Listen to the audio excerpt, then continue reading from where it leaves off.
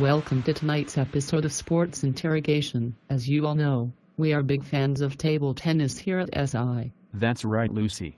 I love putting heavy topspin on the ball. Yes. Thanks, Paul.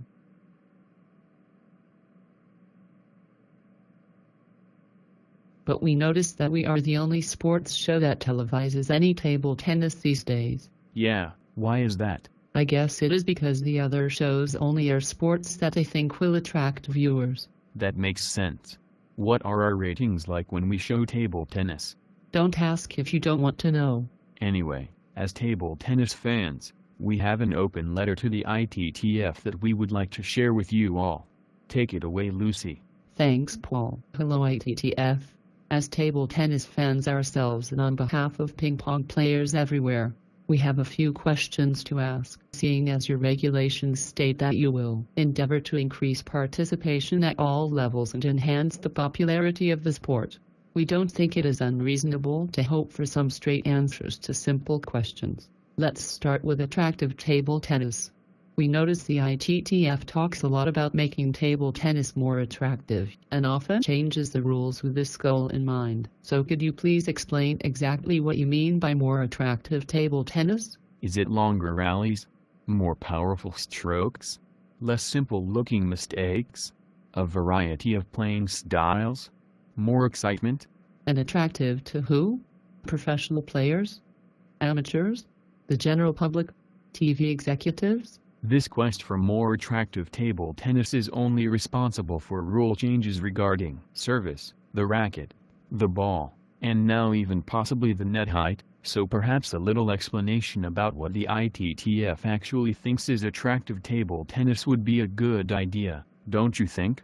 Okay, time to move on to our next set of questions. When are you going to fix the service rules, so that umpires can easily enforce them? And if you are not going to change the service rules, when are you going to fix the umpires in professional matches, so that they enforce the rules and set a good example for the rest of us? Finally, seeing as you claim to be responsible for increasing participation at all levels, how about coming up with a set of service rules that are easy for a single umpire to enforce? You know, for the 99% of table tennis matches that only have one umpire.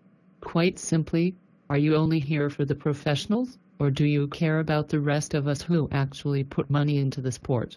Don't you think having simple to enforce service rules that give the receiver a decent chance of returning the ball might help make table tennis more attractive? Enough about serving. Let's talk a little about the equipment, starting with rackets. Can we please have some easy-to-perform tests for checking whether a racket is illegal? Why bother making racket rules that can't actually be enforced? If you outlaw speed glue and boosting, but can't actually detect players who cheat, all you are doing is penalizing the players who follow the rules. Either make speed glue and boosting legal for everybody, or find a way that the average tournament referee can use to detect cheats. Otherwise you have a set of racket regulations that are as much use as a chocolate teapot. ITTF, you guys suck balls. Oh my God, Lucy. You can't say that on TV. Sorry, that was a Freudian slip. What I meant to say was, ITTF, your balls suck. You originally planned to introduce plastic balls in 2012. It is now 2016 and we still don't have 3-star balls that are actually round, evenly weighted, bounce properly and don't break when you sneeze on them. Come on, Lucy, give the ITTF a break. It is only the ball, not something important like finding players who kick barriers in celebration. They'll get around to it. Yeah, when? Probably right after they fix the serving rules and clean up racket boosting cheats. Finally, we noticed that the ITTF is planning trials of a higher net, in order to make the sport more attractive. Nice one, guys.